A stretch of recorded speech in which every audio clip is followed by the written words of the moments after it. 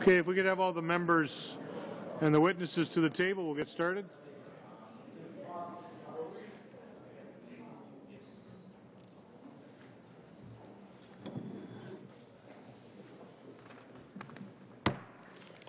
Okay, pursuant to Standing Order 1082, our briefing on the situation on Ukraine will commence, and I just want to see if I've got, before I introduce our witnesses, will it be okay with the opposition if we have some other members ask some questions, or do you require them to be signed in?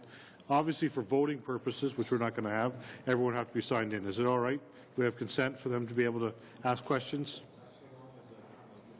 Respected. I don't have a problem with that. All right. But, yeah, no, obviously, in the proper rotation. So we don't need to sign our members in then.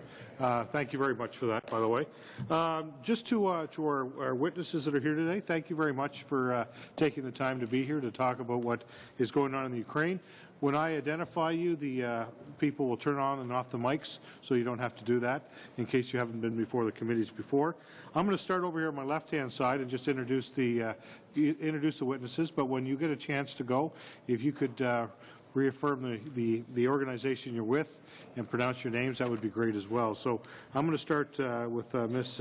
Hedmanchuk, who is with the Institute of World Policy. Thank you very much for being here today. We've got next Mr. Kozak, who's the Chairman, External Affairs Committee with the League of Ukrainian Canadians National Executive, who I think just stepped away for a second, so we'll get him back again. And then we've got next to him we've got Ms. Koinash, who is with the Kharkiv Human Rights Protection Group. So welcome and thank you for being here. And last at the table here we've got Mr. Rybachuk, who's with the United Action Center. So once again, thank you for all being here. I'm going to start with you, sir, to give us your opening comments. We'll go all the way through from left to right, and then when we're done, we'll then take turns going back and forth with the opposition and the government to ask questions. So, Mr. Rybachuk, thank you very much for being here, and I'll turn the floor over to you. You've got 10 minutes. Okay. Thank you, Mr. Chairman, ladies and gentlemen. I'm really genuinely excited and honored to be here. Last time I was here, almost 9 years ago, with that time candidate for presidency Viktor Yushchenko, and we were attending the Hour of Government in these premises, where government was responding very, I would say, not easy questions, but we really enjoyed the atmosphere. I could never imagine what will happen after that, how Viktor Yushchenko's campaign will proceed, the fact that he would be almost killed by poisoning, but even more the fact that his major rival would become next president of Ukraine. So it was impossible for me to really imagine. It just proves us how relatively speedy the development of life is and how we can find ourselves unexpectedly in many positions. And I couldn't imagine that I would be talking 9 years after that, after Orange Revolution, I would be talking about state of democracy and civil society in Ukraine, and I wouldn't be daring to say that I am very proud to talk about this and to talk what happens in my country today. So where we are standing internationally, you are well aware that Ukraine is practically ready to initiate the long-awaited agreement with the European Union on political association and free trade agreement. Yeah, ready to initiate. It's technically done, but everyone in Europe is saying that unless there would be much progress in democracy, one can forget about ratification or signing of that agreement. We are, as I know, we are rather progressing on the similar agreement with Canada. But I guess your Prime Minister made a very clear statement that the fact that leaders of opposition are in jail is not making that agreement a reality if situation with democracy doesn't change. Yesterday, Putin became again president of Russia. It doesn't mean any good for my government and for President Yanukovych, who was campaigning with this slogan of better relations with Russia, because we can easily predict that pressure for Ukraine to become member of Eurasian Union, as Mr. Putin loves to put it, would only increase, because in his first statement, Mr. Putin says that CIS, or what remained after Soviet Union, would be his almost priority. And in that strategy, Ukraine is #1 target. Domestically, we have very little to be proud of. What we can say that first elections after 2 years of Yanukovych presidency was a serious elections to local authorities, or local elections have been a serious setback in democracy, and the world didn't recognize it as a democratic. We can say that there is obvious backslide on democracy from estimations of all international partners of Ukraine. We can say that there are problems with freedom of speech, and we can say that civil society, which I represent today, see more and more pressure and attempts from secret services to control its activity, and peaceful assembly attempts are getting more and more difficulties. What is interesting, that first time in 20 years of independence, where government or party of the region, which represents now a majority in parliament, is substantially losing votes. But those votes are not coming to opposition. Roughly 40% of Ukrainians would-be voters, very knowledgeable, very active, do not support government, but they do not see any alternative in opposition. And this is something where we have to think about. You know that opposition in any country is not always united. I remember German joke saying that there are 3 types of animosity: just enemies, then bloody enemies, and then members of coalition. So I guess this is something universal, and it is obviously a challenge in Ukraine.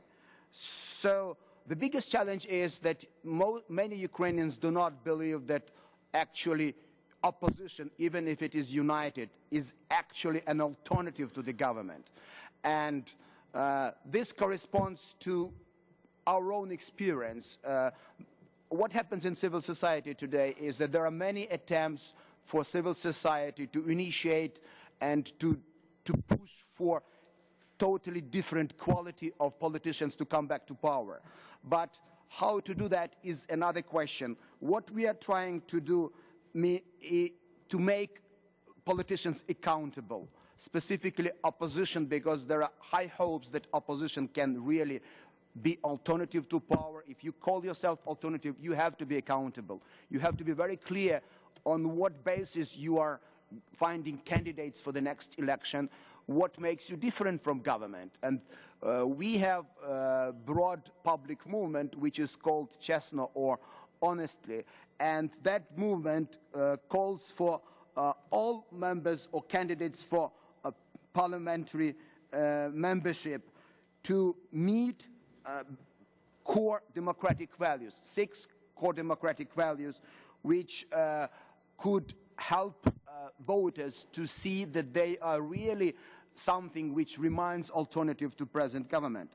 And the many civil campaigns are aimed at changing mindsets of voters, because it is clear if voters are not changing their minds, it's impossible to have new types of politicians in coming to power in Ukraine. And in this regard, we really appreciate that we have today the opportunity to talk to you, to members of parliament of the country which was the first to recognize our independence, which is highly known in Ukraine as the country with strong and independent foreign policy. And I am specifically grateful, and may I, on behalf of all Ukrainians coming today, express our sincere gratitude for Mr. Beckert for initiating that hearings. I know that there will be some Ukrainian politicians witnessing, talking to your committee today, or not today, but in a few days, and therefore it's a great opportunity for us also in very frank exchange of views to answer some of your questions. Thank you. And thank you, Mr. Rybachuk. Now we're going to move to Ms. Cornish, and we'll turn the floor to you, 10 minutes. It's turned on. Okay. We promised it would. Yes, you did indeed. Thank you. I'm Halina Koinash from the Kharkiv Human Rights Group. Thank you, Mr. Chairman, for allowing me to be here today. And I frankly would have preferred to be here as a tourist. Unfortunately, I'm here with really quite serious things to say. The hearings are taking place in a time of very great concern over human rights in Ukraine and generally where democracy is going. It is of no wonder, considering that Ukraine has now become a country with political prisoners. This is a very, very major step backwards. There is a lot of knowledge, obviously, in Canada about the situation with the political trial of Yulia Tymoshenko, also the former Minister of the Interior, Yuri Lutsenko, and many others. The charges against Lutsenko are trivial and totally absurd, to the point where I'm sorry, I will actually try to read because I think I'm probably going to get flustered otherwise. Sorry. The witnesses for the prosecution have actually stated in court that the offences, alleged offences, that he was charged with, were actually standard practice and are still standard practice within the ministry, and yet he has been convicted and sentenced to 4 years in prison. There were terribly serious infringements. Witnesses were stating in court that they had been pressurized by the investigator, that the investigator had actually dictated what they should say. All of this was stated in court, and yet it was ignored. There were huge irregularities in both the cases of Tymoshenko and of Lutsenko, including other people as well, Ivashchenko and some others, with why, in fact, they were remanded in detention anyway. It is the use of detention is one of the reasons for Lutsenko's oncoming case at the European Court of Human Rights. And it's absolutely no accident that the court in Strasbourg has fast-tracked this particular case and has also appointed a public hearing on April the 17th, which is something it does not do very often. So it's obviously showing how important it sees the case.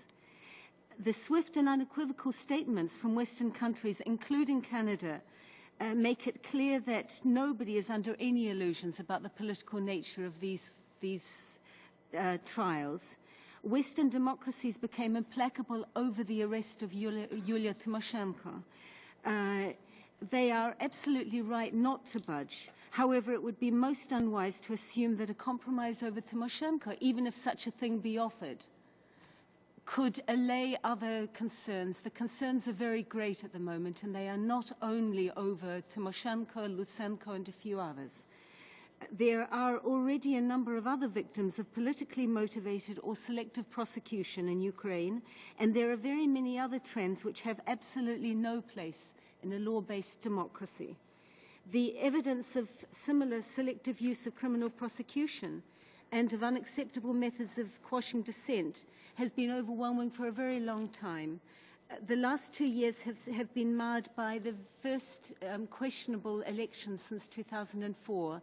Those were the local elections in October 2010, by political persecution, harassment, and other methods of pressure against not just political opponents, but also civic activists, people who are in any way asserting their rights. The Yanukovych-initiated judicial changes of 2010 have made judges who, frankly, were never renowned in Ukraine for independence, have made them seriously dependent and seriously controlled in particular by the prosecutor and by the High Council of Judges, which has highly dubious makeup, including many members of the Prosecutor General's office. Those in power, including the local authorities, are using the law enforcement officers, the courts, the tax inspectorate, the police, even such apparently innocuous bodies as the sanitary hygiene service, as instruments of pressure or repression. The media is also being used for these purposes as well. Freedom of peaceful assembly has been consistently violated over the last 2 years. The courts almost always allow applications to ban meetings for basically no reason whatsoever. The Berkut riot police are used in extremely heavy-handed manner. There are also a disturbing number of cases where the courts have actually, in the case of peaceful assembly, the courts have actually sentenced people, maybe to 3 days imprisonment, maybe to 15 days imprisonment. I mean, at the moment it's not 10 years as it once was, but it is still a serious violation. They are simply exercising their right to freedom of assembly. What is particularly worrying, I suppose, in all of this is that the courts, the prosecutor, all of them work together. And it is virtually impossible. My organization, other organizations, as I'm sure my colleagues would all say, are appealing against many of these bizarre decisions to ban demonstrations, to imprison people. They appeal them, and the appeals are simply knocked out. Nobody wants to listen at all. Other methods are extremely worrying. For example, the use of the traffic police has become very common to stop people getting to demonstrations. Now, that can be blockades. It can also be such methods as the traffic police simply go to a company which is providing transport and quietly tell them, or not so quietly, I have no idea, I've never been there, but it is quite clear that they are informed that if they continue, if they offer transport on that day, they can expect their license to be removed. Or if a driver will suddenly find that the police stop him and decide that he's drunk. Now, that's obviously a serious offence, and nobody is going to check whether, in fact, he's got any alcohol in his system at all.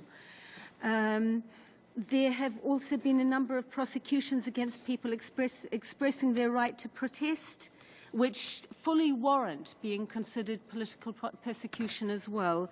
The protests against the draft tax code in 2010. Do I mean 2010? Yeah. I do. I'm sorry, yes. In November 2010 coincided totally with the Orange Revolution. It was the anniversary of the Orange Revolution, which doubtless particularly annoyed certain people in power.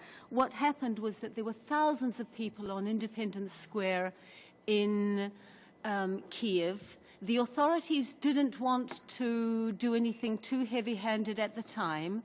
They gave some very token concessions, which were almost immediately cancelled. And then the police and riot police and the municipal authorities came in and not overnight, in fact, at dawn, they removed all of the protesters within minutes. I think it was something like 20 minutes. Sorry. 1 minute left. Continue. I'm sorry. Okay. I'm sorry. I just didn't hear you. I'm sorry. Okay. I'd better hurry. The point about that particular protest is that 8 people have spent time in prison and are facing criminal prosecution. The prosecutions are over totally absurd things. One very last point that I would make, and I'm sorry I didn't realize how long I was taking. One point that I would make is that along with all the other problems in all of this is the fact that the media has become seriously I can't think of a word, under the control of the authorities, which means that people are simply not getting a chance to understand what is happening. It is vital that countries like Canada, who've shown so much support, are aware of the need for information, are aware of the need to be monitoring the elections, and also just generally are aware of the need to be highly supportive and pay attention to what is happening in Ukraine. And I'm sorry I've run over. Thank you very much for your attention. Thank you very much, Ms. Gwendolyn. We're now going to move to your left, and we're going to have Mr. Kozak. Welcome, sir. We're going to turn the floor over to you. 10 minutes. Well, thank you, Mr. Chairman. Good afternoon, ladies and gentlemen. It is an honor for me, as it is for the League of Ukrainian Canadians, where I chair the Committee on External Relations, to appear before this august body and to respectfully share with the distinguished members of the Standing Committee our concerns and hopes for our ancestral homeland, as well as some recommendation concerning our government policies towards Ukraine. At the outset, allow me to express our sincere appreciation for convening these hearings. It is also very relevant that the hearings are being held in tandem with the international conference, Ukraine at the Crossroads, that is taking place later this week under the auspices of the Ukrainian-Canadian Congress, and involves many subject matter experts from across Canada and around the world. The topic that I will be speaking at the conference dovetails is one of the topics of your hearings, namely the current situation in Ukraine and its possible implications for Ukraine's integration into Euro-Atlantic structures. The implications of Ukraine's Euro-Atlantic integrations go far beyond the interests of Ukraine and its people. Due to its strategic geopolitical location at the west-east crossroads at the frontier of the European Union and NATO, significant size and population, abundance of natural resources, as well as great human and scientific capital, the strategic vectors of Ukraine's future development will, no doubt, have a serious impact on the national interests of many countries around the world, and those of Canada in particular.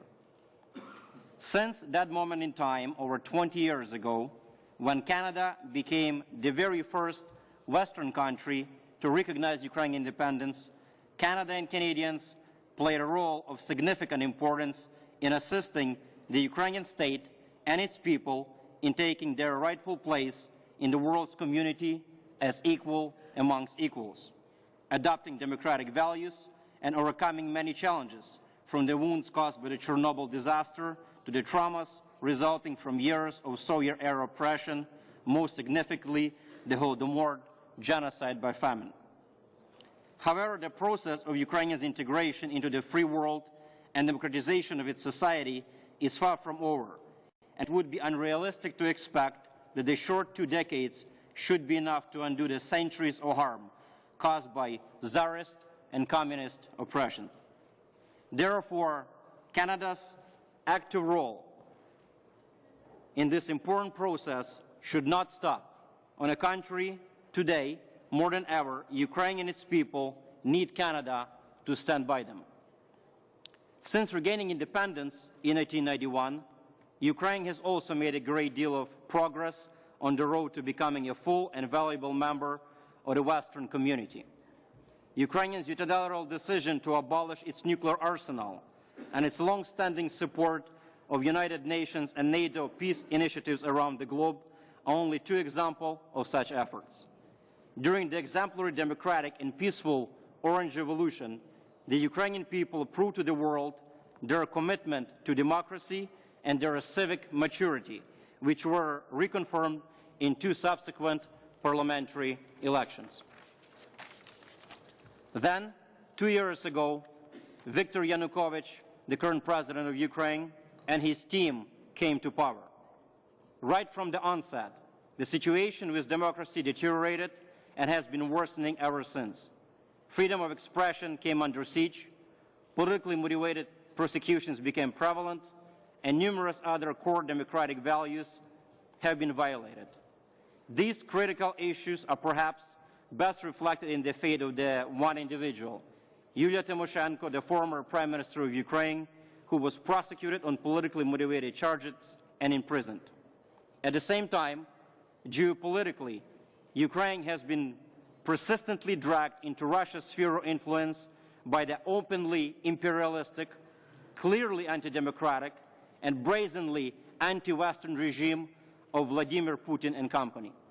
I am certain that over the course of these hearings, you will receive ample testimony to this regard, and even today, we already had 2 examples where Mr. Rybachuk eloquently pointed out that Mr. Putin is back in power, still in power for another 4 or 8 years, and it means additional pressure on the regime in Ukraine, means additional threat to Ukrainian democracy.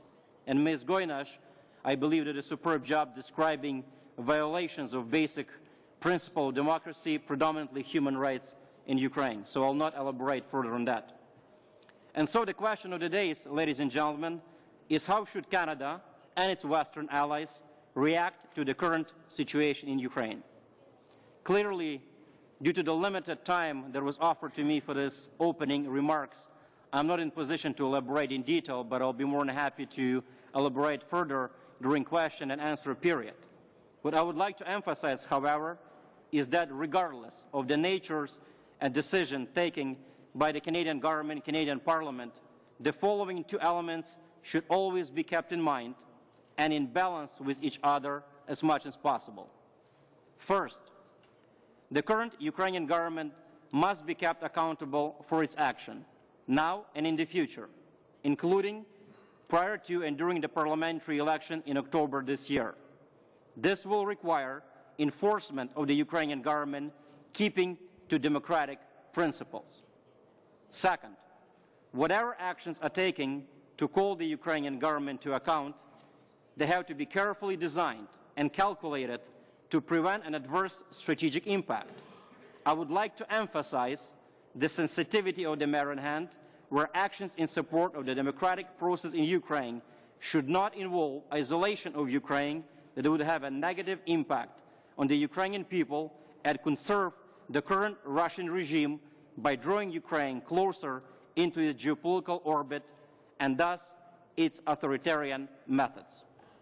In conclusions, Mr. Chairman and ladies and gentlemen, allow me to say that these hearings, together with Ukraine at a Crossroads Conference, constitute a precedent-setting sequence of events at a critical time for Ukraine. Ukrainian Canadians and all of our fellow citizens can take pride in that the cumulative impact of this interrelated and internationally significant proceedings will further affirm Canada's leadership role in supporting Ukrainian people's aspiration for a truly Western state founded on those core values we so much cherish in Canada, and strengthening the very stability and prosperity of Europe. Thank you, and I would be happy to answer later on any questions you may have. Thank you very much, Mr. Gozak. We're now going to move over to Ms. Hetmanchuk, and we'll turn the floor over to you for 10 minutes. Thank you, Mr. Chairman. Thank you for the invitation. It's a really great honor to be here today. In my introductory remarks, I would like to focus on parliamentary election, which are to take place in October 2012, and media freedom. So, what will distinguish upcoming election from previous ones? Firstly, it is a new electoral system. A new law on elections suggests a semi-proportional representation system, with half of the member of parliament elected on party list and the other half in majoritarian constituencies. This is a step back. Such system existed in Ukraine 1998 through to 2002. Why could semi-proportional system not be accepted? Because to practice the so-called administrative resource, or to put it simply, to falsify election result, is easiest in majoritarian electorates. Majoritarian elections are, in Ukrainian case, are a battle of riches rather than candidates. The majoritarian system is also required for the ruling party to facilitate the coalition negotiations in the new parliament. The main question today is not about who wins the election. It is about how to form a coalition in the parliament. Some analysts suggest that the scenario of 2002 may repeat, when opposition won election, but the majority in the parliament was formed by a ruling party. It is obvious that Ukrainian authorities hope for first-round post-people's deputies in forming the ruling coalition. The principal goal of the Party of Region, party of President Yanukovych, is to win so-called constitutional majority, simply is to win 300 seats in the parliament. It will even enable them to elect the president in the parliament, which is increasingly discussed in the internal political circles in Ukraine today. In my opinion, elections really have little chance of being fair and democratic, but we will hardly witness the gross falsification as we had in 2004 when Orange Revolution took place. I would put it that way: if in 2004 we witness clumsy or stupid fraud, this year we may experience the smart fraud. Because I'm sure that Ukrainian government will be more innovative, more creative in order to falsify election results. The main fraud will take place, in my opinion, after election, in the process of forming a ruling coalition. Another distinguishing characteristic of the upcoming parliamentary election is that they will take place in the conditions of severe confrontation between the authorities and opposition. For the first time in Ukrainian political history, the most famous opposition leader of the opposition, I'm talking now about ex-Prime Minister Yulia Tymoshenko here, has been intentionally excluded from the election process. At present, there is very little chance that Tymoshenko will be released and will have the opportunity to lead the list of her party, Batkivshchina party. The problem of political prisoners has also considerably adjusted priorities of opposition before the election, because the energy of its leaders is primarily focused on getting the political prisoners out from the jail, which is not a usual task for the opposition in democratic countries. Actually, the role of opposition in Ukraine, to some extent, is played by civil society today. Elections will be a severe test for both government and the opposition. Perhaps for the opposition it would be even more decisive than for the authorities, since the governmental team, despite all internal divisions, will manage to use the threat of losing power in order to come forward as a monolithic team. The opposition hasn't yet demonstrated such a unity. As for the public expectations with regard to the election, we come across the paradoxical patterns. On the one hand, there is a deep conviction that the elections will be unfair, and that lots of fraud in favor of party in power will take place, and the ruling party will achieve the result it needs in these elections. But on the other hand, there is also hope that elections will be some turning point after which the whole trend of the country's development may change. I think it's important to say that today 90% of the Ukraine's population is in latent opposition to President Yanukovych. Some people are in the political opposition. Some people are in so-called social opposition. They are opposed to the abolition of social benefits Yanukovych government initiated. Some people are in intellectual opposition. Some are in moral opposition. Even Many government members are in opposition to the president and his family, which is becoming increasingly influential. The problem is that all these opposition groups are really fragmented and lack a single powerful message that could bring them all together. For the moment, we are, as representatives of civil society, trying to find this single powerful message that could bring all these opposition groups together. I know that hot topic now, hot question is, can one expect something like a new orange revolution in the case of ballot rigging? In my opinion, I agree with those experts who claim that Ukrainian society is not ready for change. Unready for changes are not only authorities, but the opposition as well, since it has to pay much effort to release political prisoners instead of developing any clear agenda or action plan. And the most important thing is that the population does not believe that the opposition is able to offer something radically different. People would also like to see new political leaders. Among the more or less new faces are Arseniy Yatsenyuk and Vitaly Klitschko. Arseniy Yatsenyuk, former foreign minister, is considered to be confusing, maybe too slippery, as some Ukrainians put it, while Vitaly Klitschko is regarded as too unprepared politically. However, Klitschko is currently maybe the most fashionable trend in Ukrainian society and expert community.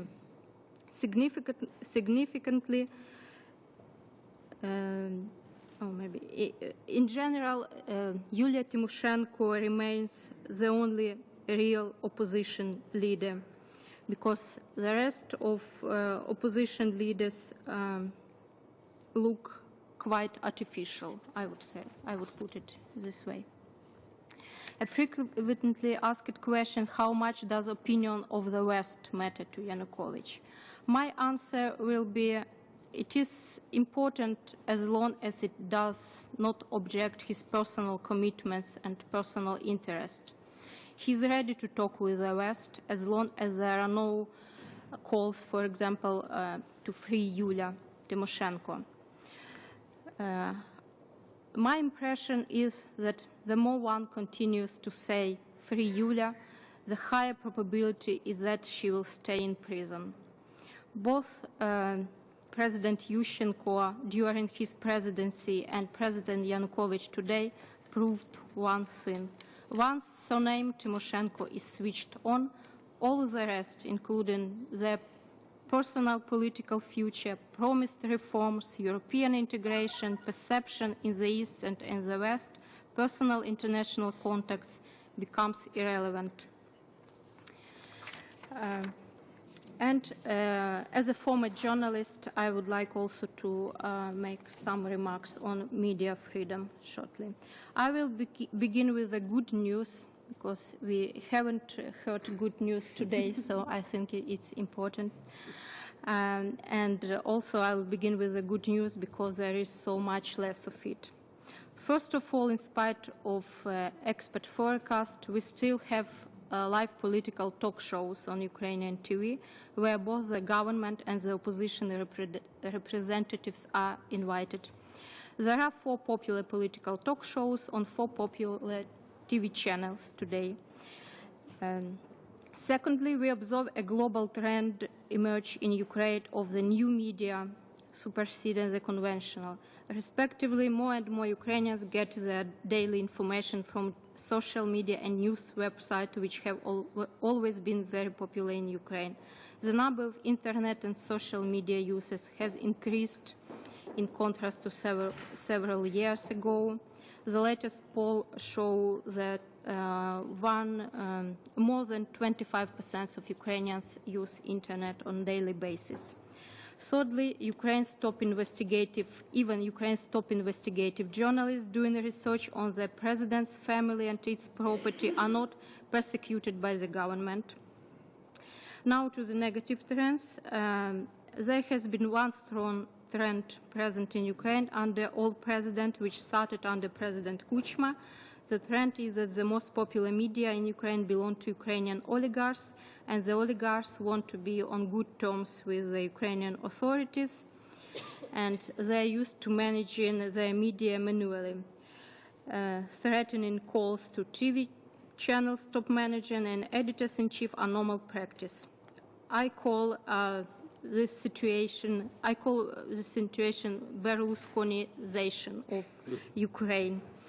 By the way, it is exactly the example of Italy and Berlusconi, which was frequently used in the dialogue with Europe by first Deputy Prime Minister Khoroshkovsky, formerly state security head, who is de facto owner of the most popular channel in the country.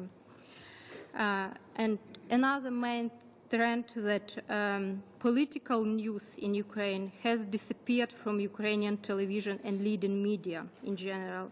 They're becoming all the more tabloid-like, and the reason is that the channel's managers and channel editors simply avoid hard political topics, so as not, in order not to irritate their owners or Ukrainian government.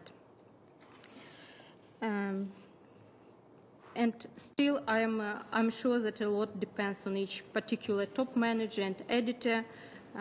Some of them are so worried about their job that they are reluctant to provoke the authorities. I'll stop here.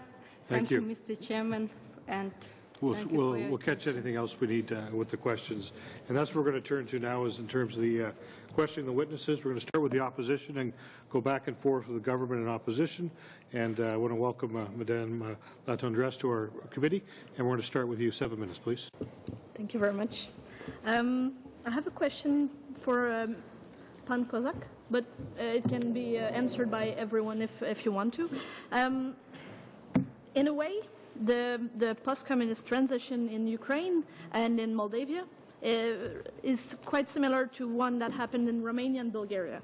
But as we can see now, Ukraine has some difficulty to go on with the revolution that had started. So do you think that Europe missed something, that she didn't, that Europe didn't offer a clear option to Ukraine and to Moldavia? And do you think that it's too late now for Europe to do something real to help Ukraine in her transition? Thank you, ma'am, for your question. Certainly, it's not an easy question to answer. The opportunities for Ukraine during the Orange Revolution and even prior, after the collapse of the USSR, were great. And the reason why perhaps they didn't materialize is twofold. I think we should admit, and folks in Ukraine do, that leadership, so-called leadership elite, at the time after the Orange Revolution did not seize the moment. The opportunities were there, and not enough concrete steps were taken. For example, as a former Canadian military officer, I'm retired now, but I can speak per experience that I was involved in various diplomatic missions and auspices of NATO, and after retirement I was doing some non-for-profit work in the Euro-Atlantic integration of Ukraine, and there was a lot of rhetoric from President Yushchenko at the time and other Orange leaders, but very little concrete steps were often taken to meet the requirements that were there. So I believe that in the one part, Ukrainian leadership didn't seize the moment, and they were not fast enough to react and to do what was necessary to integrate as quickly as possible into Europe. On the other hand, I believe that West, the European Union, NATO, they also didn't react adequately because they had a moment and they missed an opportunity. If you remember in the Bucharest summit, for example, the question of Ukrainian membership, even the action plan was discussed, and Germany and France de facto blocked it, did not provide a chance for Ukraine to adopt the membership plan for NATO.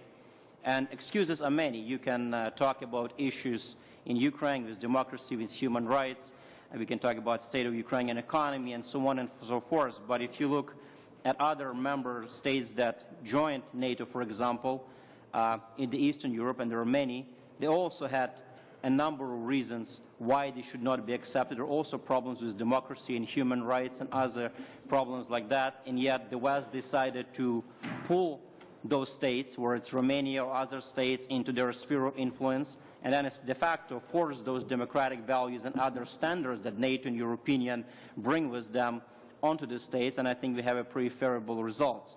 So I believe that West also had a chance and they missed an opportunity after the Orange Revolution to show Ukraine what it, what it needs to do, and it was actually welcoming. I don't think it is too late. I believe that even though President Yanukovych, for example, states now that he is not interested in Ukraine in joining NATO, but we remember that as a prime minister, he said that he was, so it's possible he can reverse, or his successor definitely can. People in Ukraine are definitely pro-Western, and I believe it's paramount for the West and Canada to show people in Ukraine, democratic forces, that they're interested in Ukraine. Ukraine is a European state, and then the West will do whatever is necessary in order to make sure that Ukraine stays pro-Western, state democratic. Thank you. So I think I heard something quite like that, but in the eventuality that Ms. Tymoshenko is freed, and also the other Lushenko and others, do you think that the negotiation could go back to almost where it was before all this happened? Do you think there's still hope that it can improve and it can go better? Well, I believe so. I believe that the reaction, the word here is engagement. I know it's very challenging. It's not easy for democratic governments at the West to talk to the current government of Yanukovych, but I believe the word is engagement. By engaging the government, by telling that they're interested, where it's European membership for Ukraine, where it's free trade with Canada, where other interests that Ukrainian government has, and show them that those agreements, they will go in tandem with the democratic values, with the principle of democracy, and so on and so forth with the upcoming elections. I believe this is the way to engage. Isolation, in my opinion, is out of question, because it would have a profound adverse effect, would push Ukraine into the Russian sphere of influence, and would definitely do more damage than good for the state of democracy in Ukraine. Just to add to that, I mean, I basically do agree, except that I would just say that I think any such process needs to be very much focused on civic society as well, so that they understand civil society in Ukraine does support the West. They also saw over all of the years of the Orange Revolution, and there are many things to condemn the Orange leaders for, but on the other hand, the fact that Europe did not really ever actually make anything at all specific. They made a lot of noises, and they were all wonderful noises, but they didn't actually offer anything. And I think, you know, at the moment, we have a situation where engagement, we have on the one hand engagement, on the other hand you have a situation which is really I've forgotten the word, impasse, I think, where basically, I mean, they can't sign an agreement while you have political prisoners. They can't sign an agreement while there are serious human rights problems. So there has to be some sort of understanding, at least to the population, that, you know, so that they understand very fully what, for example, the elections mean this year. And they mean that, you know, yes, there is an option of Western support, Canadian support, US support, Euro support, but on the other hand, it must go along with real commitment to democracy. Thank you. Thank you very much. We're going to move now to the government side. We have Mr. Deckard. I believe he's going to be sharing his time with Mr. Hahn. So. Thank you, Mr. Chair, and thank you, ladies and gentlemen, for being here today and sharing this important information with us. I think all Canadians are very interested and concerned about the situation in Ukraine. As I think you know, many Canadians have a family heritage from Ukraine, and the connections between our two countries go back more than 100 years. It's very important to us that we see real democratic progress in Ukraine, and we were all very excited at the time of the Orange Revolution about what we saw happening. And now we see things, it looks from the perspective of where we sit in Canada, that things may be taking a step backwards. I have a number of questions, and then I'll share my time with Mr. Hahn. First of all, Mr. Rybachuk, you mentioned Viktor Yushchenko and the fact that he may have been poisoned, and we have been told that Yulia Tymoshenko is unwell. She is apparently quite ill today in her prison cell. You may know that a team of Canadian doctors, along with some German doctors, visited her recently with the support of the Canadian government. Do you see a pattern of what happened to Mr. Yushchenko being repeated with Yulia Tymoshenko? What are your views on that? Thank you, Mr. Deckert. No, it's would be rather wild guessing on that, because I personally believe that poisoning of Viktor Yushchenko was planned and executed not within Ukraine. Okay. Or not only within Ukraine. The case with Tymoshenko is exclusively domestic. It's irrational, it's politically suicidal, you cannot apply logic to what President Yanukovych is doing, and there is absolutely no logic. There is some personal obsession, and it's politically suicidal, as I emphasized. But it would be difficult for me to imagine that there is some outside source of influence. That's natural Ukrainian stupidity. So you're thinking it's coming from in Ukraine. Do you have any views on her health in general? Do you think these reports of her illness being caused by a third party are true? About Viktor Yushchenko? About Yulia Tymoshenko. Do any of the four panelists have any information on that? Okay. I think we may have some witnesses in another meeting who have some more information on that. What would you say to the possibility of Ms. Tymoshenko being released to come to a Western country for health treatment? Do you think that would be a good idea? Would it be supported by the people of Ukraine? Question to me, Mr. Decker? Any of you? Sure. First of all, as you know, Canadian government and Canada went out of the way to provide doctors to examine Ms. Tymoshenko, and from what I understand, they were not very well received by the Ukrainian government. Their credibility, I suppose, was questioned, and they were not allowed to do a full examination. So I think before we move forward, it would be in order probably for them to be allowed to complete their examination, and then to come in with some concrete conclusions, a specialist, what the state of her health is, and then one could go from there. But at this point, it would be speculative for me to make any further statements. All right, fair enough.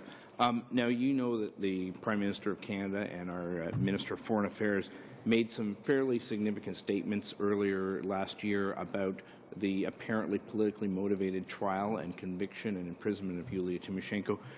Do you think that has any impact in Ukraine to put pressure on the government of Ukraine? And can any of you tell us what you think? First of all, do the people of Ukraine know about those statements, and do you think it has any beneficial impact? Who would like to, Ms. Quinesh or Ms. Hemenchuk? Well, you first. Yes, I think, unfortunately, not many people in Ukraine know about that, and I doubt that Ukrainian authorities paid much attention to those statements. And in my view, the only country which could have real influence on Ukrainian authorities today is the United States. That is the only country which has real leverage. Ms. Quinesh. Well, just for a moment. This may well be true from a geopolitical point of view about US. I have no idea. From the point of view of the Ukrainian population, finding out about the statements made, on the whole, those who did not read the internet did not find out, because the televisions totally distorted the information. I was following it quite closely and writing about it, but only for publications who would allow those sorts of publications. Now, they were not hearing the condemnation and what was happening, and I would just stress this very strongly. One of the problems has often been that while the West wants to make the criticism very strong, at the same time they want to say positive things. And of course, what happens with the media or the television channels, very strongly under government influence, is that the back patting and the handshaking and so forth gets shown on television, but the actual condemnation does not. And that is also a major danger. A lack of press freedom, media freedom in Ukraine? It's a complete lack of press freedom, I think, yes, of total distortion. But the other problem, and just very quickly on the subject of Yulia Tymoshenko, I found even amongst human rights people that I think there is some degree of bemusement or even indignation that the West has reacted very, very strongly to Tymoshenko, when in fact there have been so many other issues to be reacting to. And of course, I mean, I do understand that in Canada you have many other problems, but in Ukraine people are seeing that there are other politically motivated prosecutions, there are other cases of total lawlessness, you know. Okay, thank you very much. I'll defer to Mr. Han. Thank you. Mr. Han, we'll catch you. We'll bump you to the next round. We're going to move back over to the opposition side. Mr. LeBlanc, sir, 7 minutes. Thank you, Mr. Chairman, and thank you to the witnesses. It's been an interesting hour so far. I know I appreciate very much the insight you've given us, the candor in which you've expressed some views. It's very helpful for us, and I hope the fact that this is a televised session of this committee will help Canadians understand and support the government and parliamentarians urging a change in direction in the Ukraine. So thank you for making what was a long trip for many of you. I appreciate it very much. I had 3 questions if we have time. First, Ms. Hetmanchuk, you ran out of time a bit. Chairman, I think, cut you off in a very brutal way. I thought it was terrible. You did run out of time talking about media freedom, and in any democracy, freedom of the press, access to independent voices is important. I thought it was interesting when you talked about new media, social media, how many Ukrainians, from your experience as a former journalist, are getting information that way. But social media can also be manipulated as well. In fact, it's often easier to manipulate social media than it would be mainstream media. But I know that there's a real concern around the concentration of media, censorship, the fact that media ownership don't want to offend those in power. I'm wondering if you have a sense of how Ukrainians are getting accurate, unbiased information. I found the talk show part interesting. Are there other independent voices that are being heard in mainstream media? And I'm wondering if you have any suggestions of what Canada could do, or Canadian authorities, or Canadian civil society, Canadian groups, to engage with partners in the Ukraine to perhaps increase or help bring unbiased information to the citizens of the Ukraine. I think that many Ukrainians have a chance to get biased information from new media, because there is a difference in Ukraine between so-called political news websites and social media. Both of them are really independent. I haven't heard about attempts of government to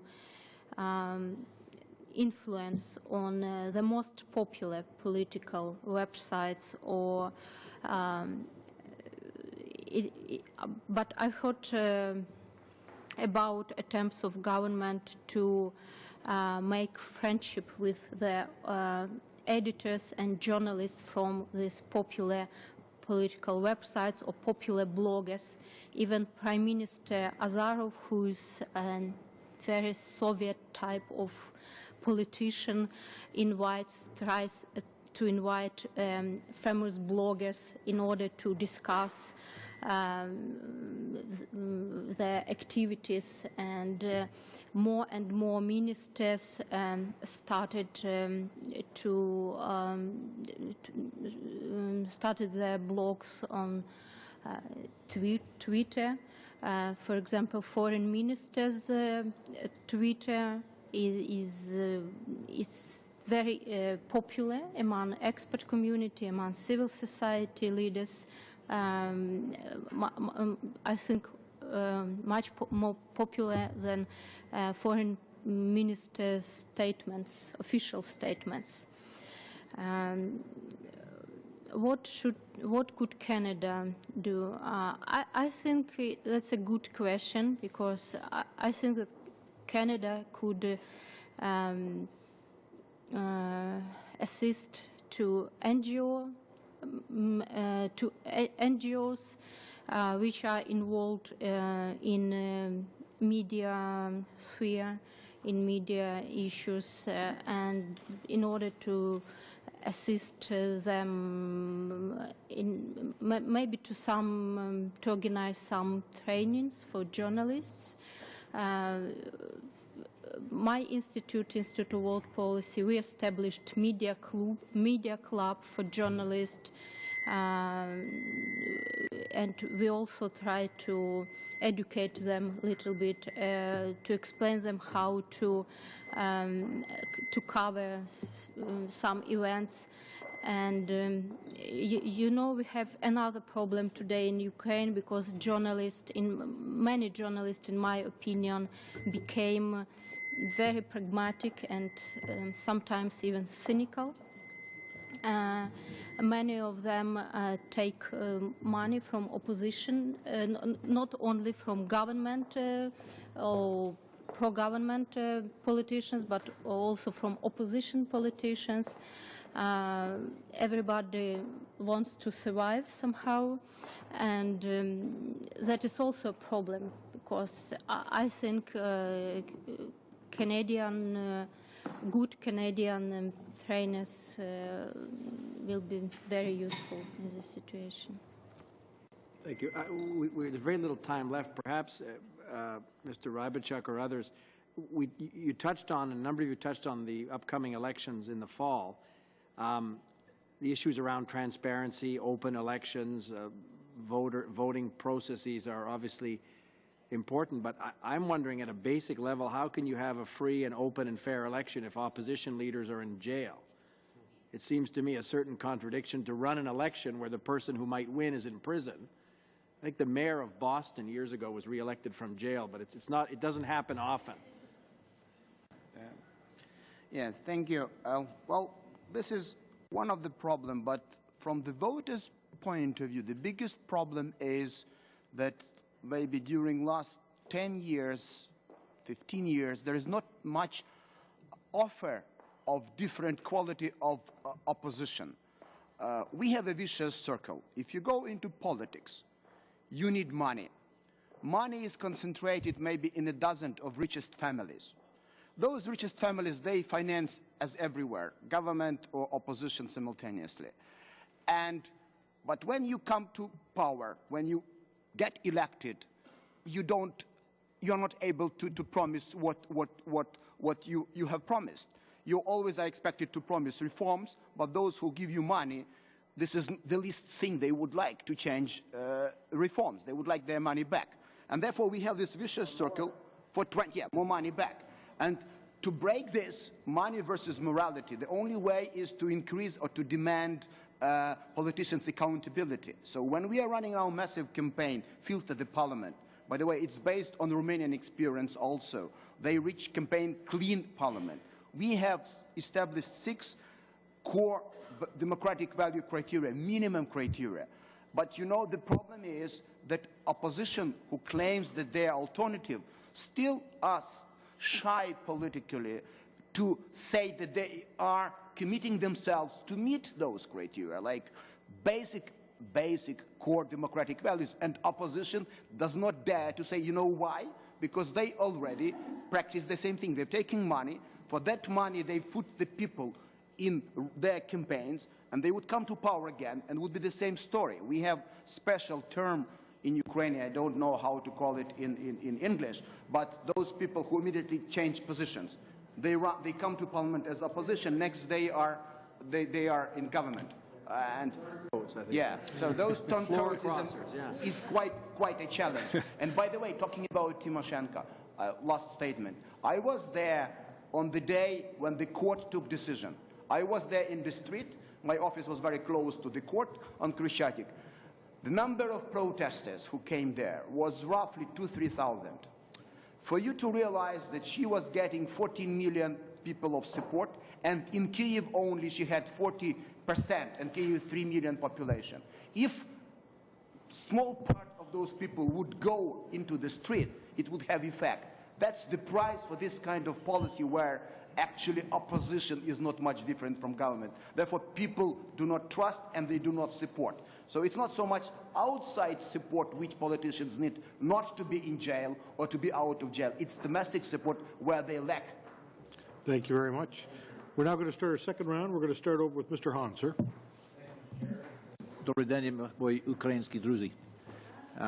It is a pleasure to have you here. I want to talk about Vladimir Putin's influence a little bit, and that's... Vladimir Putin? Putin. Yeah, friend of ours, right? Yes. Now, the impact of his, not Putin, probably Mr. Kozak, I guess, his unsurprising re-election. I guess my question is, has he, to what extent has he been pulling the strings all along in Ukraine? How far do you think, is this part of a gradual escalation of his influence, and how far do you think he might go to bring Ukraine back under the CIS? Thank you for your question, sir. It's very topical. Clearly, Ukraine and Russia have been interconnected for centuries, for some good, some not such good periods. And in terms of Mr. Putin, we will never know about all the details, what goes behind the scene. After all, he is coming from the KGB background, and he knows how to orchestrate those things. But I think there is ample example of what he's been doing over the past number of years to force Ukraine into its sphere of influence. All you have to look is that turning off gas supplies to Ukraine in the middle of the winter, that's blackmailing at its best. And also with additional effect, putting pressure on Europe, and then Europe putting pressure obviously in Ukraine because they have to look after their own economic and geopolitical interests. I think he's been influencing during the Orange Revolution. He tried to intervene in the elections.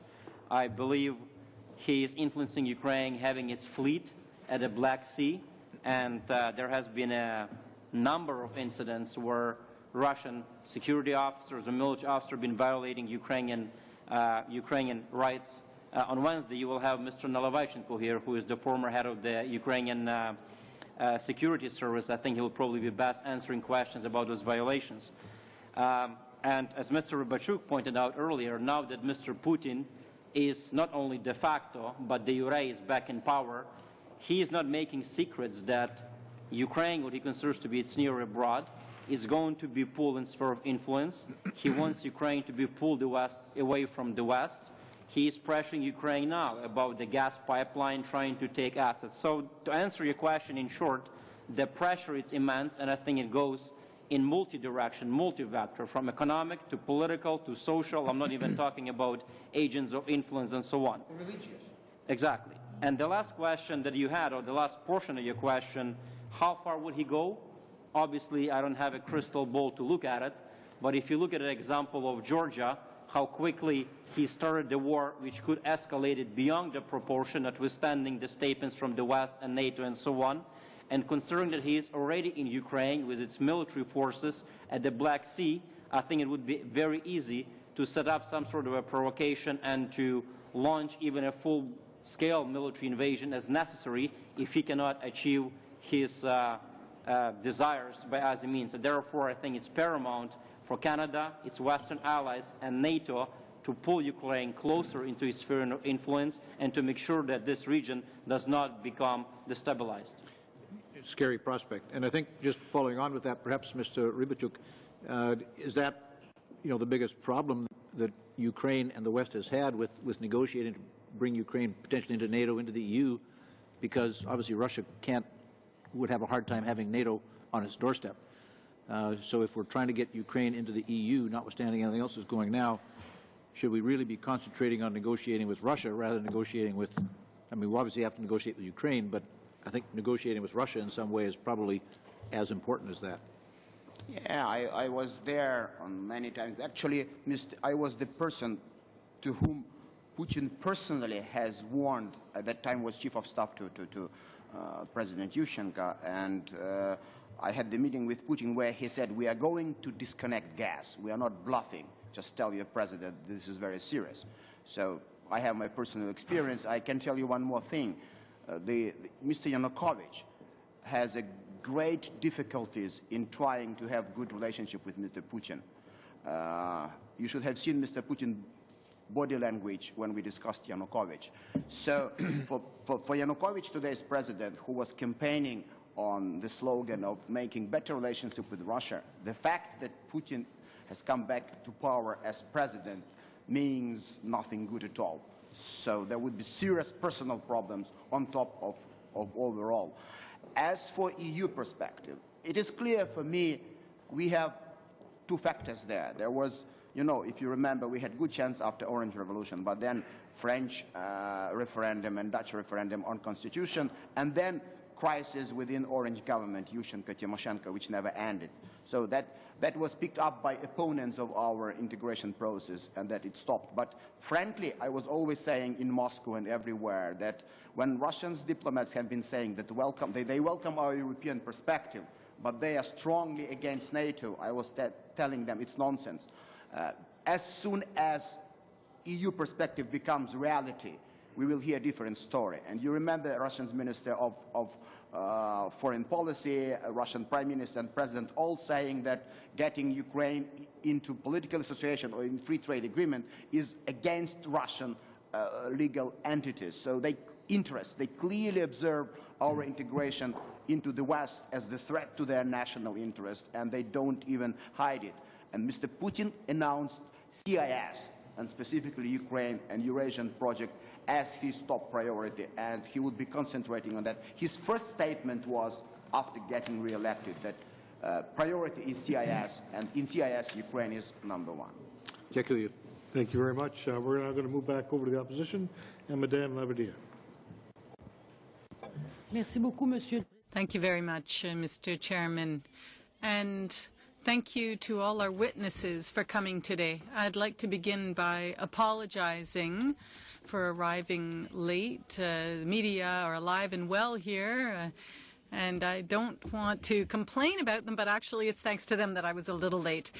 Anyway, I did have an opportunity to hear your opening remarks. It was very interesting. And I noted Mr. Kozak's comment that democracy doesn't happen overnight. It takes time. It takes time to develop a democracy. And one essential component of a healthy democracy is civil society. So could you please expand somewhat on the state of organization of civil society in Ukraine today? Madam, for your question. I would happily answer your question, but I believe the other three gentlemen and lady we have here at the table probably more qualified. They're coming straight from Ukraine. They're in depth involved in the civic societies in Ukraine. I believe they're more qualified to answer your question.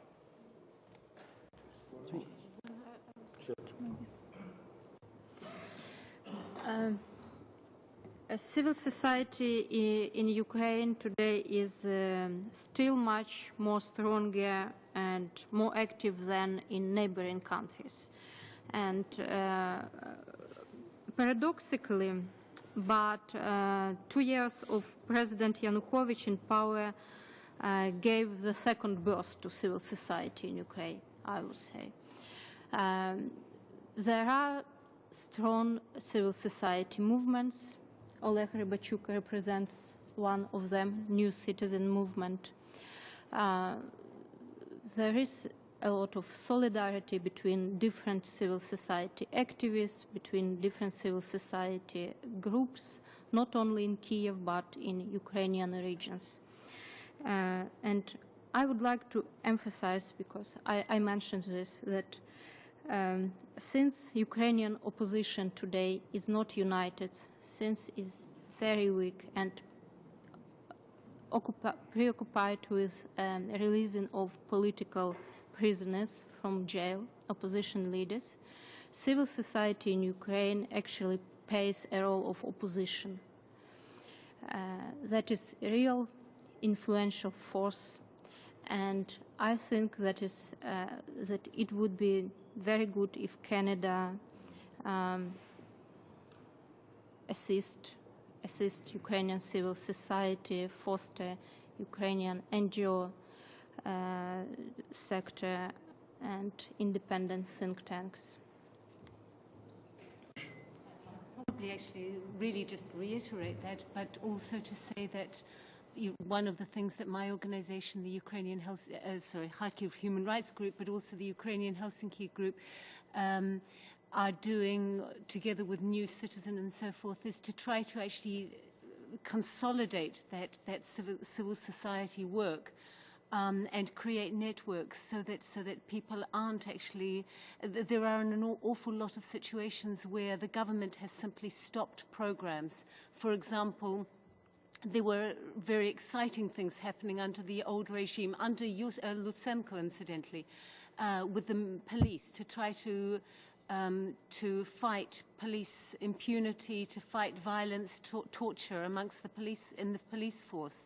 That was all stopped at government level, and in fact civil society, probably with support from somebody, but not from politicians. Civil society has managed to actually keep that going to some extent, so that you have police stations being visited, you have monitoring of the violence that's going on in the police force, which is becoming much worse. And so that kind of network, that kind of activity is absolutely vital, and any support for it, also any publicity for it, is just wonderful. It's very important. Thank you. Did you have a quick comment, Mr. Rudik? We're almost out of time. We'll let you have a response. Yeah, because I just came to Canada after finishing a tour of 24 major Ukrainian cities all over Ukraine, where we organized coordination units of this honestly or filter the parliament movement. And what I can tell you that we have been joined by more than 150 different NGOs, and I emphasize it's all over the country. It's like a nervous system which exists in Google Group thanks to new media, which allows us to feel confident, to feel shoulder to shoulder. And my impression is there is no depression in civil society. People all over Ukraine are ready to act. And I would just join my colleagues with strong, maybe not request, but advice to support institutional capacity of civil society. Networks, this is something which could lead to new quality of politics in Ukraine. Unfortunately, we have 200 parties, but not major promise or major difference between them. But something different can come from the civil society. This is a very healthy process nowadays going on there. Thank you. Thank you very much. We're now going to move over to Mr. Brazan. Welcome, sir. 5 minutes. It's a pleasure to be able to join the committee today, and I want to thank all of you, the witnesses, for their very honest and forthright presentations. I'm proud to be part of a government going back for the last 2 decades. Canada has been such a strong supporter of Ukraine, starting with Brian Mulroney recognizing the independence of Ukraine in '91, and I was proud to be part of the official delegation led by Prime Minister Stephen Harper just a short while ago. And of course, Parliament and the government supported my bill to recognize the Holodomor as a genocide. And the headache that Ukraine suffers from today is as a result of that genocide. the Holodomor. You know, what we see here with ethnic Russians that were brought in to replace all the millions of Ukrainians who were killed are now influencing this whole political process based upon ethnicity rather than based upon what's good for Ukraine. You know, I was there to witness the last presidential elections. I was in Belosudka, I was in Kiev, and saw some of the shenanigans that were being played out. And, you know, I was shocked, along with many of my fellow people from the Ukrainian community are here today, with somehow how that election process played out. There was, you know, there's a lack of accountability. There's no transparency on who gets on the deputies list. I was looking forward to some of these reforms, especially with having more direct representation. But the way it's been presented and the way it's going forward, you have to question the constitutionality of the whole process.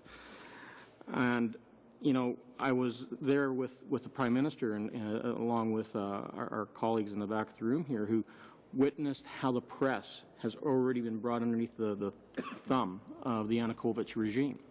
That essentially when Prime Minister Harper and our group was moving, you know, from the tomb of the unknown soldier, making a presentation of the wreath at the memorial there, and then walked a very short distance to the Holodomor memorial site. The local media left. They weren't welcome at that site. Only the Canadian media were there. Same thing when we were in Lviv, where the Prime Minister made the strong declaration that the Holodomor was a genocide. And there was no local media that were allowed in that room. Canadian media were there. But we could see that influence already. So I have to just ask, you know, Canada's got a number of agreements with Ukraine. You know, a youth mobility agreement. We're negotiating a free trade agreement. We have financial transactions agreements. You know, I know where League Ukrainian Canadians stand on wanting to keep engagement. And I guess my question is to our witnesses here is, you know, we're complaining about the actions that have been taken in relation to freedom of press, to human rights, to a free and open democratic process, but yet everybody's saying no sanctions. And if you think, and at least in my opinion, that Yanukovych and his entourage are sitting there as cabinet ministers going, well, look what we've got away with already. You know, we got Timoshenko in jail. You know, we got Lutsenko in jail. You know, look who else we can throw in. We're going to take away all our political opposition. We're going to take away freedom of the press. We're going to take away individual rights and freedoms. And nobody's saying anything. I say if we don't take sanctions, you're rewarding them. So I'm looking forward to some feedback on that. I would be delighted to mention it, to totally agree with you that I think at the moment any sort of statement that lets Yanukovych and co. think that they have got away with it is extremely dangerous. And I would just mention, on top of Timoshenko, Lutsenko, whom everybody mentions, just recently another person who was a definite candidate for the parliamentary elections, Avakov from Kharkiv, who was the governor, has just been put on the international wanted list and will doubtless not return to Ukraine in order to take part in elections that he would have certainly got into parliament. Now, you know, if that is the way they are going to fight the elections, then clearly engagement is a problem, and yes, perhaps sanctions of some sort are needed. The only problem with sanctions is that, I mean, my feeling is that sanctions must target the right people. You know, the wrong people, exactly. Thank you. Yes, a very good correction. The wrong people must be targeted, and targeted hard, rather than simply going for the judge who, I mean, yes, I mean, we know from Nuremberg that obeying orders is bad, but I mean, on the other hand, if we know that, for example, the people who passed the sentences against Timoshenko, against Lutsenko were taking orders, were carrying out orders, then just as with the murder of Gongadze, we must actually approach sanctions that will hurt those people, the people who give the orders. And yes, I think sanctions may well be required. That's all the time we have, but we're going to move over to the next round, starting with Mr. Opitz. Welcome, sir. Thank you, Mr. Chair. First of all, thank you all for being here. You have come from a long way. Many of you. Thank you to the Ukrainian diaspora in Canada, which is unbelievably strong and vocal on this issue. League of Ukrainian Canadians has been certainly a leader, as has the Congress, as has Canadian Friends of Ukraine, and so many others. And I'd like to thank Mr. Kozak for being here, former brother-in-arms, who are both now retired, and who has done tremendous work for Canada at NATO, and was in fact voted one of the top 25 immigrants to Canada at one time, and has demonstrated his leadership within his community. And I would like to thank you very much for that. I do have limited time, and I'd like to talk so many things are here to talk about: energy, the natural resources of Ukraine, the gas, and the ability for Ukraine to control its own future through its natural resources. These are all big questions. The military presence of Russian troops on Ukrainian soil provides. The volumes can be spoken on those issues. The intimidation of journalists and academics, and as we've seen, academics in Lviv be certainly intimidated and forced to modify their views. And certainly the impact of Canadian NGOs, some of whom I've just mentioned from here in Canada and Ukraine, has been significant, and they have made a tremendous impact. But I'm going to ask a couple of quick questions, and hopefully you can keep your because I'd like to get a few through, your answers fairly brief. So just going to the election, in the medium and long term, how does Canada help assure fair elections in the medium to long term? I'll tell you, Mr. Pichuk, perhaps you. Like Tom Cruise, Mission Impossible is the shortest answer. Okay. Mr. Kozak, why don't you weigh in there? Well, I don't know. I disagree, actually. It's probably for the first time I disagree with Mr. Robichuk. I believe mission is possible. Anything is possible. I believe one way, as I said, the word is engagement. So first of all, letting President Yanukovych and his entourage know bluntly and clearly that the world is watching, Canada is watching, and everything he is negotiating, including the free trade agreement, is on the table, is at stake here, and letting it now prior to the election, that's first and foremost the most important step here. Secondly, I believe it's important to send observers to Ukraine. And third, I believe it's important to support the civic organization in Ukraine, because they're on the ground, they know what they're doing, they know the system, they know their way around, and they will be the one who can tell us the truth. And if you look at retrospect, 2004, 2005, people said it was impossible to prevent falsification prior to our own revolution. Well, I beg to differ, because we did change history at the time. So I believe it happened once, it can happen again, we have to keep trying. Great, thank you. Pani Hetmanchuk, who are MPs in Ukraine? Can an ordinary person run for parliament in Ukraine? Who are they generally made up of? Who can? Who is the typical member of parliament in Ukraine? You know, it's really an interesting question, because under this party list system, we had a lot of very interesting persons, very strange persons in parliament as members of parliament.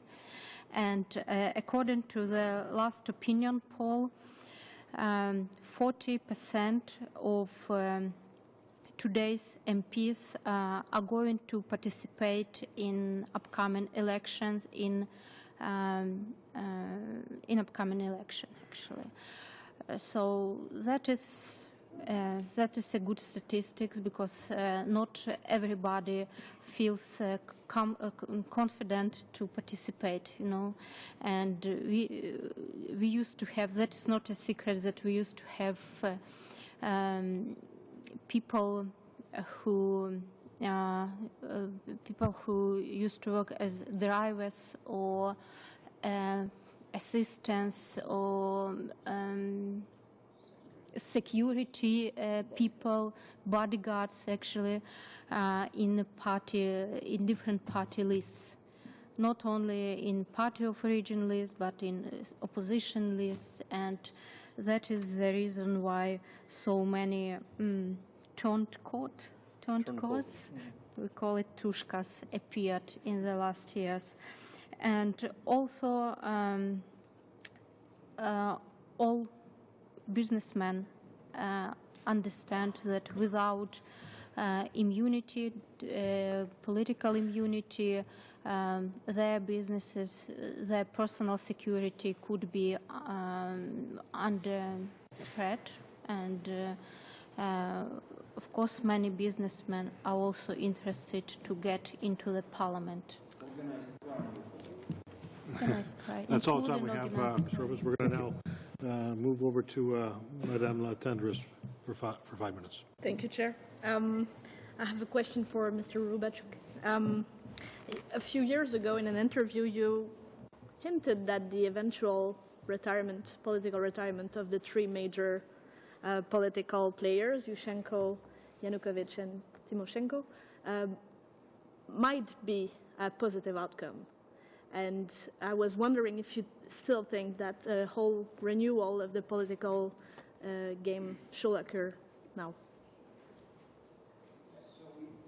We have, out of these three, we have two practically out of the game.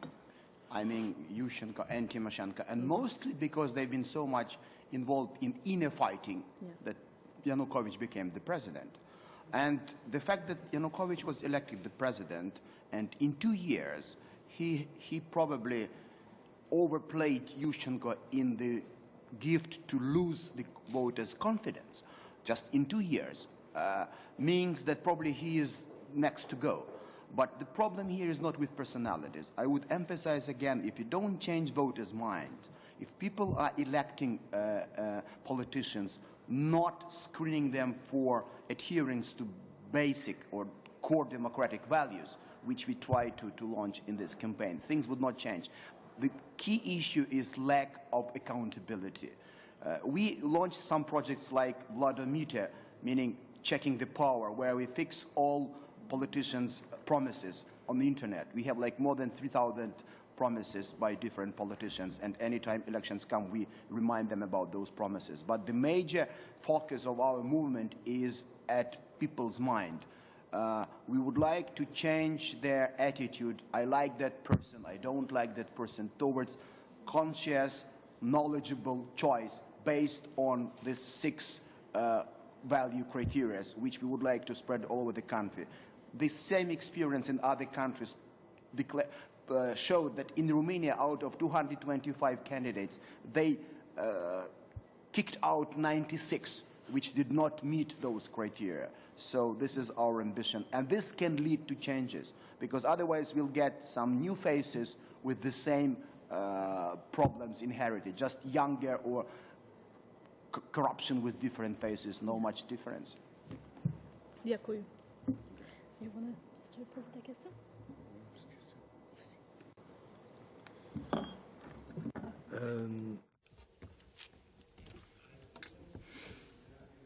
On my perception, historical perception of Ukraine, it seems to me that all the Western powers have been very short-sighted and negligent toward Ukraine throughout history, going back 200-300 years. I think that the result of the situation, the actual situation, is the negligence of Western powers in not helping Ukraine make a transition after the collapse of the USSR. And I wonder how it can be fixed, because if we would have done it at the time, Ukraine would be well off by now. But especially with Putin coming back, I wouldn't swap spots with our countries, because your country is a beautiful country, but it's in a bad geographical position. And Ukrainian people have been suffering a lot. And the same scenario kept repeating itself each time during the Napoleon wars, First World War, Second World War, the collapse of USSR, and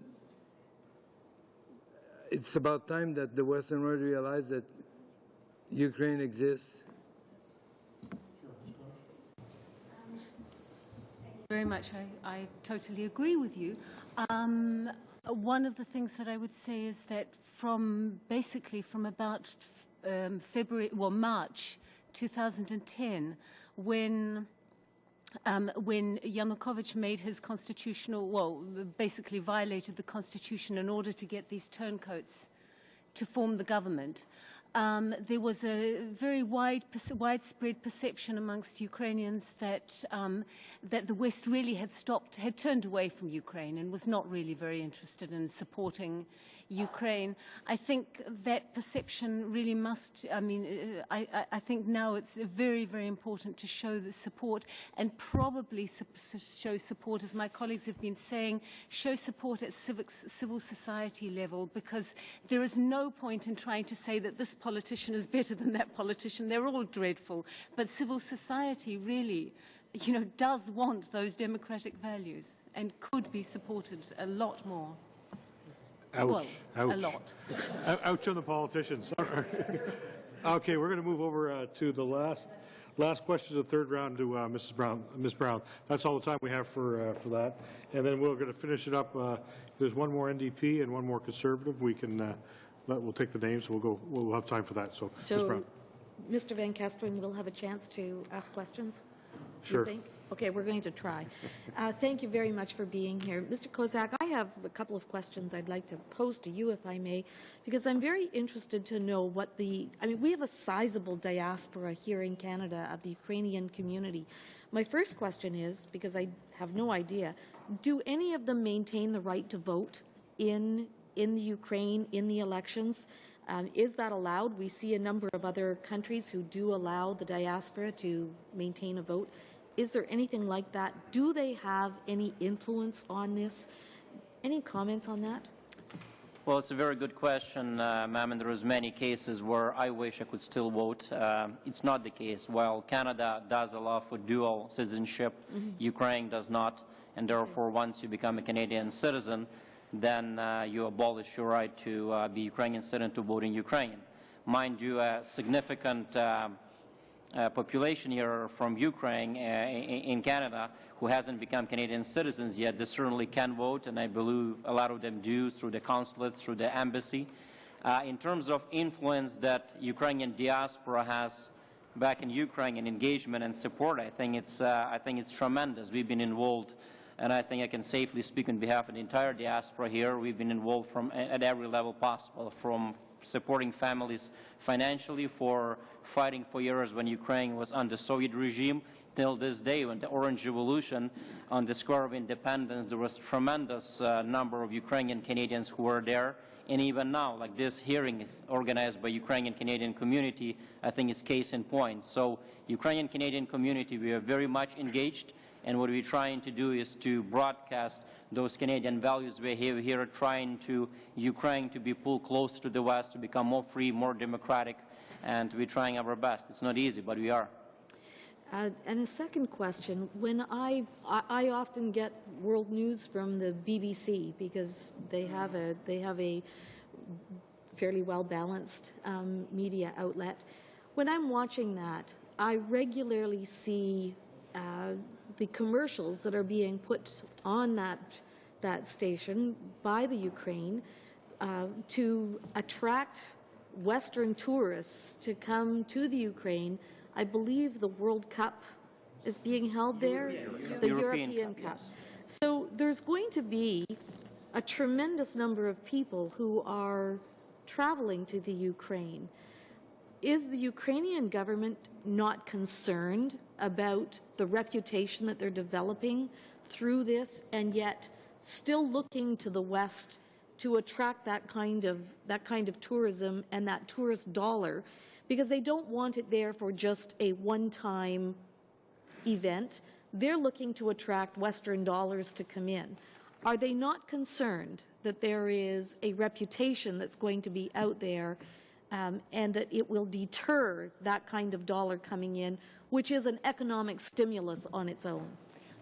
Unfortunately, they are concerned. Unfortunately, they are concerned in a rather specific fashion. There is at least one channel, Euronews. I don't know if you know it here. It's similar to BBC and Deutsche Welle, but unfortunately, it has a Ukrainian service which is actually positively distorting news. And it is doing so with the knowledge of the management. I know this for a fact because I have been writing to them complaining for some time. That's one thing. A draft law was brought in quite recently by one of the most pro-Russian and slightly offensive Party of the Region's deputies, which would actually outlaw any there was something about xenophobia, racism, and also political messages, which would be broadcast before, during, and after football matches, which is quite clearly aimed at Euro 2012. There will be quite a lot of those sorts of, at the moment the bill has not passed. I don't know whether it's going to. If they want it to, it can pass. Things like that are the bad side of it. I mean, I think they are trying to use their old tactics of simply buying Washington Post supplement material, you know, other things like that. They are actually paying money to throw propaganda at the West, not change the situation. Just one phrase, how they explain to President Yanukovych, who is very authoritative, and no one dares probably to tell him something he wouldn't like to hear. So their message about Ukrainian diplomats or about the image of the country, or about, you're a great guy, but the world knows little about your greatness. So what they try to do, they try to compensate all that by showing him personally to one viewer these ads on TV, and they spend money on that. They spend money on lobbyists. They opened funds in Brussels, lobbyist companies in Washington. They are purchasing huge advertisement places to project better image of Ukraine. What you've been saying, you are like naive Western Democrat hoping for some understanding values, etc. It doesn't work. Simply, it's different. Galicia, this is not mind-compatible culture. Don't try to impose your logics upon them. They are very different animals. Thank you very much. We're now going to start our last round, and we'll start with Mr. Lowe's for 5 minutes. Merci, Monsieur le Président. Thank you, Mr. Chairman. And thank you to our guests for coming this afternoon. I'm very interested in history, and I have an enormous amount of respect for your country. I know that your people have suffered a lot over the course of history. So I'd just like to understand the conversation we had today. And you mentioned that your country's history and your country is very complex. Let us say that you get what you want, that is better democracy in your country. I want to know how it is going to be able to relate to Russia. So I have two questions. Within the current government and within the various existing ministries, are there people who are for change? Because we've been talking a lot about the negative aspects of people in power, but someone mentioned that there are people who support change. So I'd like to know how much of that there is. And is the same true with respect to Russia? Because let's say you reach your goals. Do you fear that Russia will decide that the outcome in your country is not compatible with its own wishes? That is to say, Mr. Putin's wishes.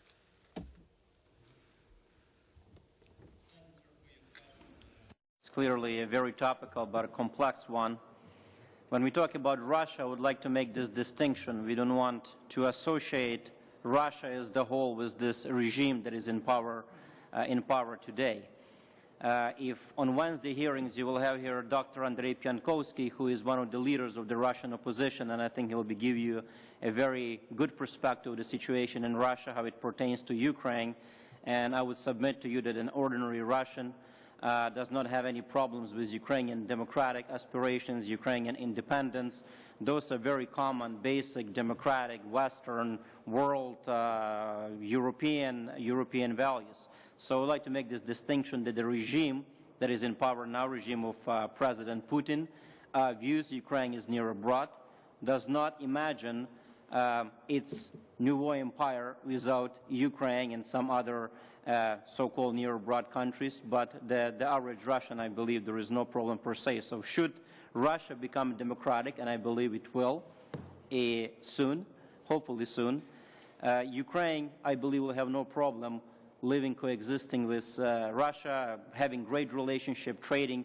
Look at Canada, United States, which at one point were at war, but now having a great relationship in every respect. So I believe this is to be very much doable. As far as to your second question, are there people within the government of Ukraine, the current regime, who are willing to achieve some change, positive change? I believe there are some, probably, but they're probably too afraid to speak up. This regime consolidated power so quickly after election, and they put in all the key positions their people, and there is a, speaking in a military term, which Mr. Opitz will appreciate, there is the very strict chain of command. And I believe that they're just doing what they're told, and they're more march in this corporate line, and they will not step out. There is not much per se of democratic discussion going on within the current party or region or the government of Ukraine.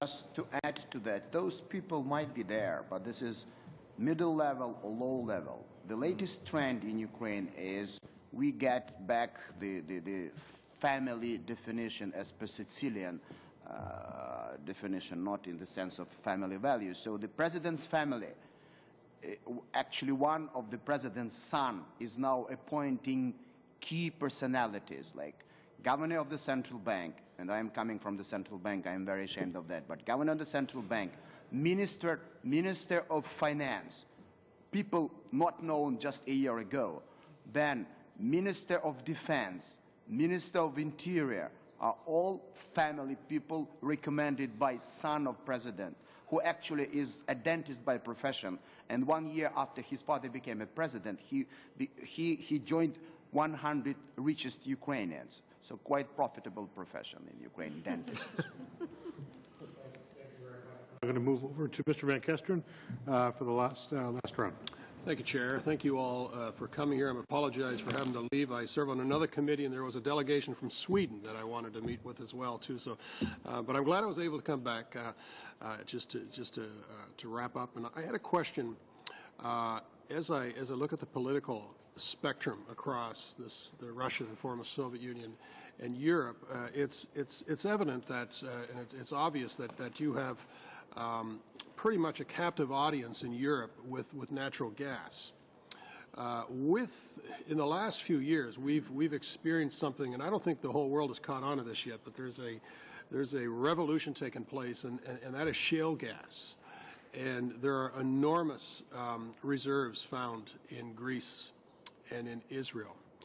And I'm wondering how you see the shift in powers and allegiance and alliances that would take place, obviously, especially with Greece and Israel, and where you see that affecting, first of all, your relationship with Europe as pretty much a captive audience as far as your customer is concerned, but also then how that's going to start to change your alliances with Russia. I wonder if anybody wants to comment on that.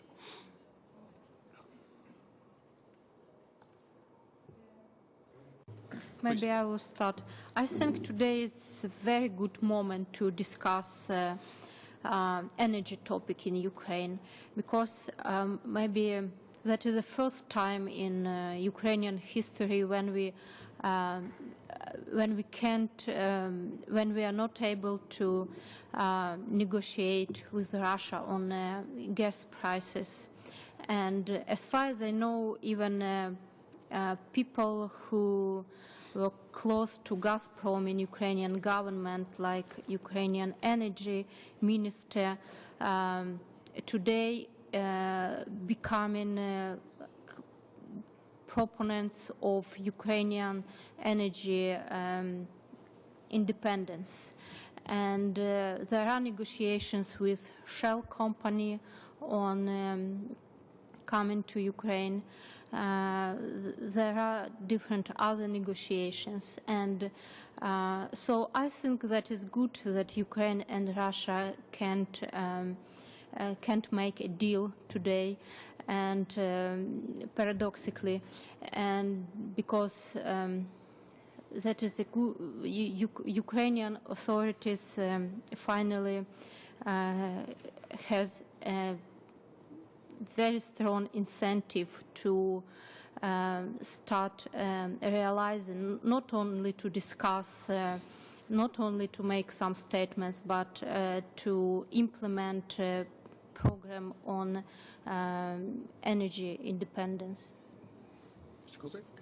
Sir, if I may, it's a very good topic, because clearly the topic of energy, a lot of things revolves in Ukraine, in Europe, and those who control the pipeline control a lot of things in Europe. So first of all, to say that the shale gas projects, the important ones, there's clearly some environmental and other concerns, but I will not get into the technical matters here. But should Ukraine gain its, at least to a certain degree, independence, that would be very good things, would give Ukraine a leverage to negotiate with Russia. The problem is that the current regime in Ukraine, I haven't seen anything concrete beyond the lip service to attract those investments, to give them the good environment to invest and do this business. Hopefully this will change. What I would like to emphasize, though, if you look at the question of energy, Russia clearly been trying very hard to take control of the Ukrainian pipeline and to control just the whole energy-related situation in Ukraine, because they understand that not only they create Ukraine, they control Ukraine, they also control to a certain degree Europe. I believe that the European Union, European states, been rather passive in this, and I'm not talking here maybe from a Ukrainian standpoint or Canadian, but I believe that European states, our allies, should be, for the lack of a better word, more aggressive in pursuing their own interest and counting Ukraine into their geopolitical interest. It shouldn't be just Germany doing straight dealing with Russia, but should be seeing a benefit of Ukraine also playing a very important role. And so should Europe play a more important role in the independence, energy independence of Ukraine, and it would be beneficial to the Europe itself to be less dependent on Russia and to control situation better, which in turn would have a positive effect on pro-Western stance of Ukraine, of democratic process in Ukraine, and so on and so forth. So I think in this regard, there should be more emphasis on European states being more proactive in this and not letting Russia control the situation, which has been the case most of the time. Thank you, Mr. Van Kesteren. That's all the time we have for today. I want to thank the witnesses for taking time to be here. We do appreciate that, and we'll be meeting again on Wednesday to discuss further with new witnesses on Ukraine.